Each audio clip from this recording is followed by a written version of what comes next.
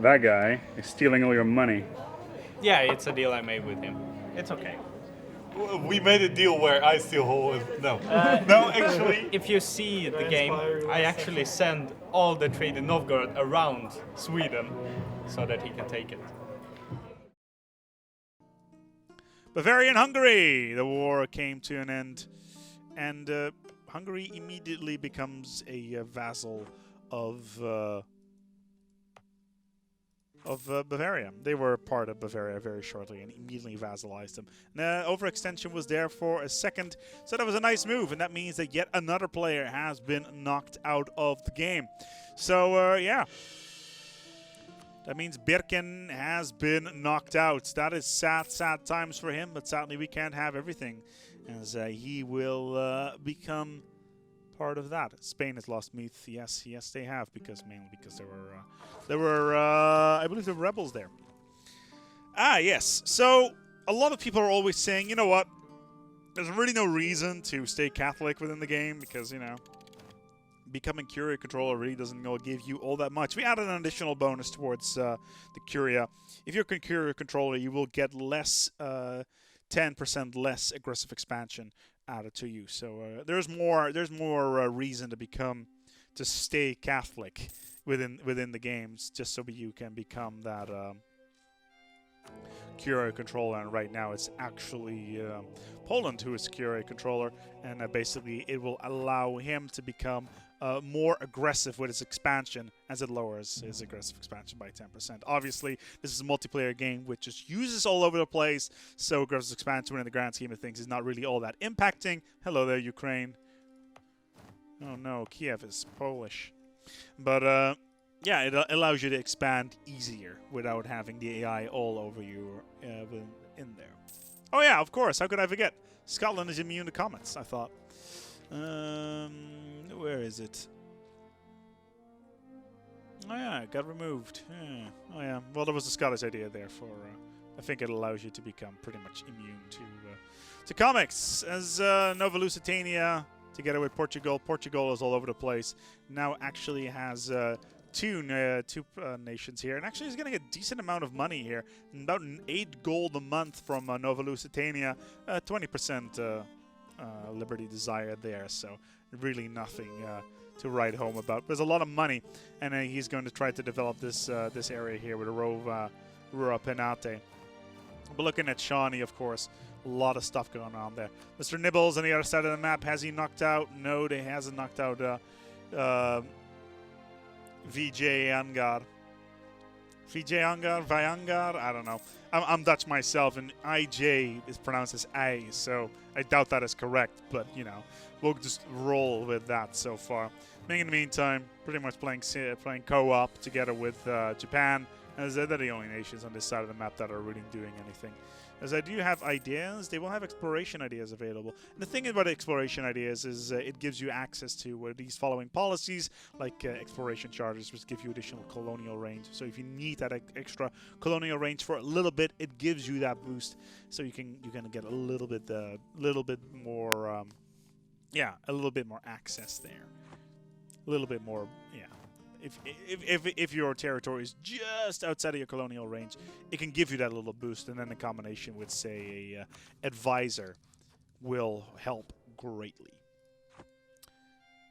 National decisions are available.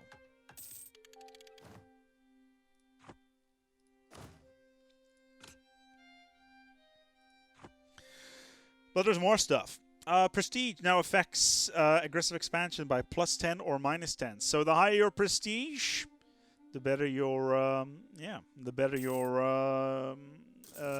aggressive expansion modifiers. So basically, if you have 100% prestige, you will get -10% aggressive expansion impact. If you have 0 or -100 prestige, it's on the other side. So the other way around, pretty much. It pretty much a part of the core, and it is to be expected. As wow, it's actually sunny now, and I'm actually barely able to see what's going on there. Was that yeah, the Holy Roman Empire doesn't want to enact Command of Pfennig because that would lower tax ratios.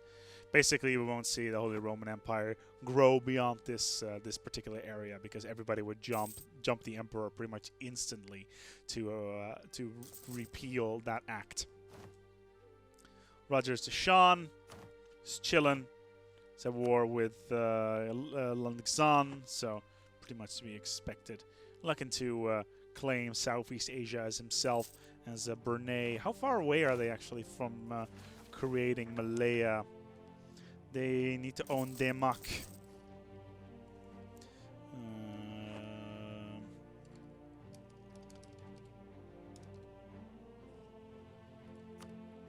Demak is right there. So that's the only one they need. Why they're not sending a colonist to colonize that a little bit beyond me? Probably because they only have one colonist available and he's sitting around somewhere. Mainly because at the start of the game, this is a there he is. He's trying to build that colony right now. So pretty much all they need is Demak, and then they can create Malaya, and create that beautiful Malaya on the map here. So that will allow them a little bit more breathing room. Green Grass on the other side of the map is just chilling around, sitting in there, doing his thing, chilling around. Like I said, he's falling in from Doom Dark at the moment because he's doing other things right now. Is Nova Scotland. That's too funny. As the Confederate States of Tuscany's are growing. I'm actually really curious about Tuscany's income from those colonies. It's actually really low. You could probably even increase those tariffs. And there's actually a decrease tariffs button as well, which costs a significant amount of money, but Austria is offering an alliance to Tuscany. Interesting. And that would be really good for Tuscany, actually, because they are a tiny nation within the confines of Europe, and they really, really, really need that support. Let's continue. Papacy, the Holy Father idea. Now, the Papacy is obviously not on the map, but the Holy Father idea now reduces your aggressive expansion by 10%. Prussian traditions are now 10% lower aggressive expansion. So if you want to play a Germany game with Prussian ideas, well, let's quickly pop over, actually. If you go to Brandenburg, 2 ideas. Prussian traditions now lowers your aggressive expansion by 10%. And I think that is that already available? Hold on. Is already available here for Prussia. And there's the economic ideas here for Prussia. Prussia actually went for economic ideas right off the bat rather than diplomatic ideas, and that was pretty much to be expected because, they didn't really need to go diplomatic ideas at the start of the game when they already have an entire alliance lined out and are ready to go within the confines of the office. And they're like, yo, guys, we can do this thing. We can have this alliance. It's going to be badass, and it's exactly what they did. So why would you need those diplomatic ideas, right? It's all a case of getting a thing going.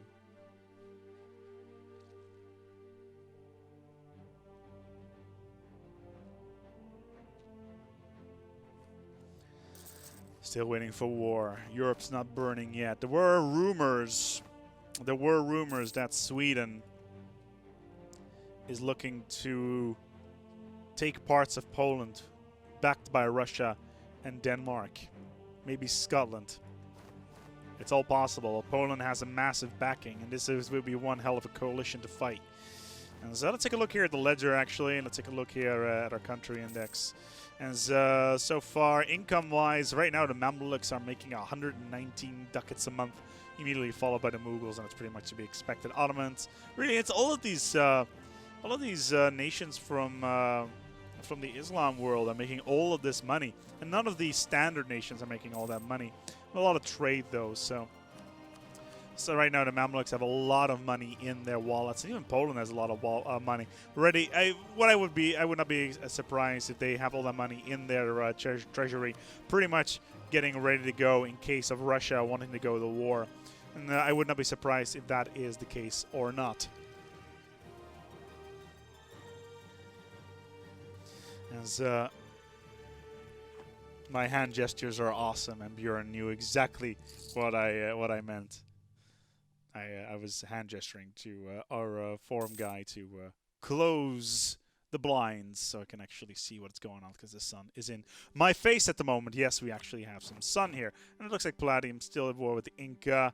Not having too much luck with that, as, Actually, that's actually a good question. Can they walk through? Yes, they can, because England has... Where are you? It would be useful if I looked at my own country.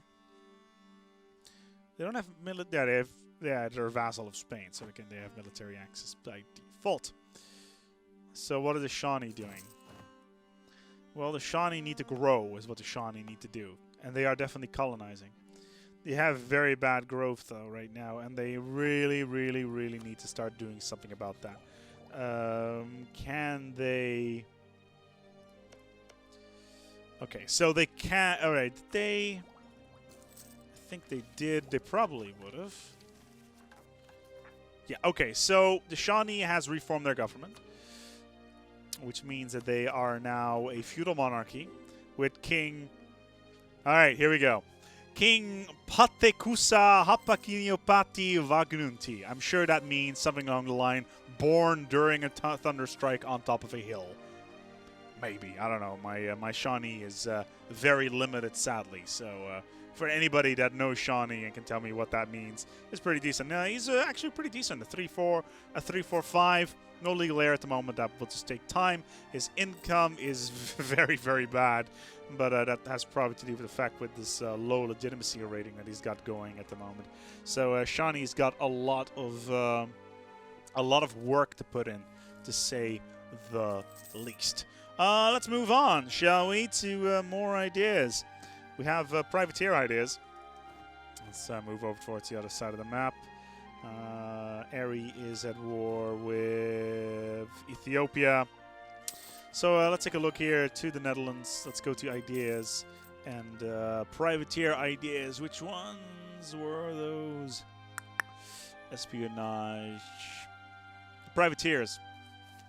Basically, privateer idea will now give you 25% privateer efficiency as well as 25% embargo efficiency. So basically, privateers are a bit vague at the moment still. What they actually do or not. Basically, it sends out a fleet under a privateer flag. You don't know who they are. You don't know where they came from.